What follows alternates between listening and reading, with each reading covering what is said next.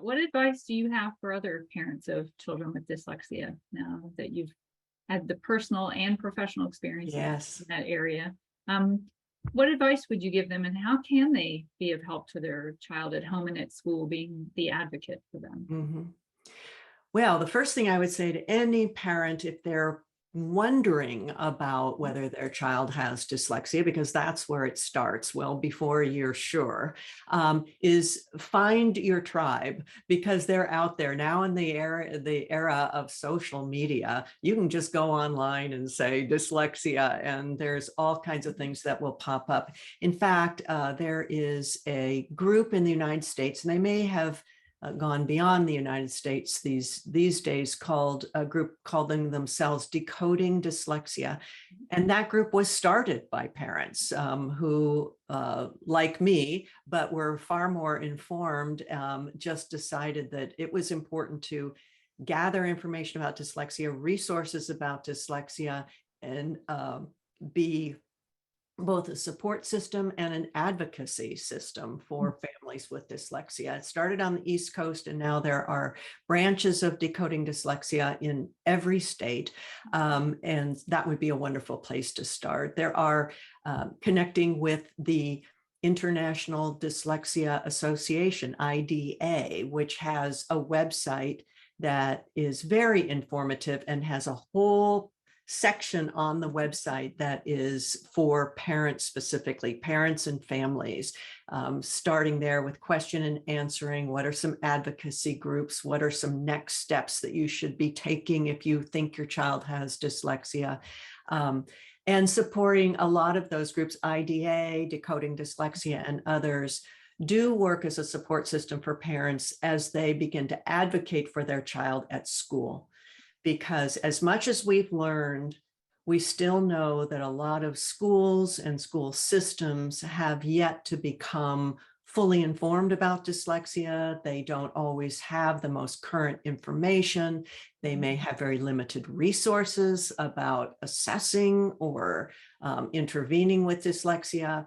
So those advocacy groups, IDA and Decoding Dyslexia and others, are really there to help teachers, to help parents advocate for their children with their teachers and with their school systems, because of all those the lag and the gap that we have in some cases. So that's where I would advocate for parents to get started with that, supporting their work. And then at home, what should parents do?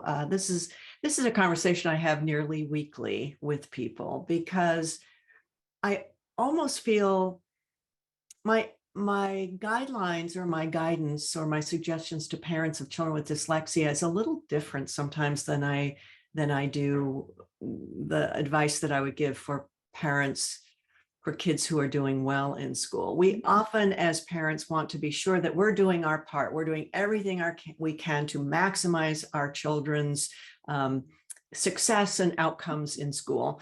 And for kids like my son, who did well in school, but maybe needed a little push sometimes to do homework, or to dig a little deeper, or to spend a little bit more time reading, I could push that and advocate for that. I could actually help him with his homework, and that felt beneficial. With my daughter and with other children with dyslexia, I sometimes feel like, although the need is really there for more work and more practice, that I rarely find that doing that more work or more practice, functioning in the role of a tutor, is not a good role for a parent. I could do that kind of thing with my son. He needed very little tutoring, but he needed a little bit encouraging or pushing or guidance for things. My daughter would come home just exhausted. The level of work that she was doing at school, she was working hard, her brother was working hard, but her brain would just be on overload. And then to spend more time in the evening beyond her homework, which was challenging enough, to do even more work on the things that she needed to practice on, but were the most difficult for her to practice on. Having mom in that role, I've just rarely found success, even though I was a teacher and I knew the kinds of things that I did know, the kinds of things Yeah. that would be helpful to her. It just was not as helpful as I thought it should be. I found that backing off and being the person who could make sure she got to do the things that were reinvigorating and refreshing and re-energizing for Yeah. her. Things like sewing, that became from early on to me, sewing that involves putting two things together. That falls into my area of Your challenge. challenge and Yeah. disability, but she found it engaging and relaxing. And to this day, I mean, if she's really stressed out and overworked, she just goes and does crafts and sews, and Mhm. she's so good. So making sure that she had that kind of time and activity. Mhm. We did hire a tutor for her. We were in the position of being able to do that. And that certainly is beneficial for these kids, where as well organized and as hardworking as schools are, they may not have sufficient resources to provide that level of practice and intervention that children need. And so it can be very beneficial for them to get that outside of school.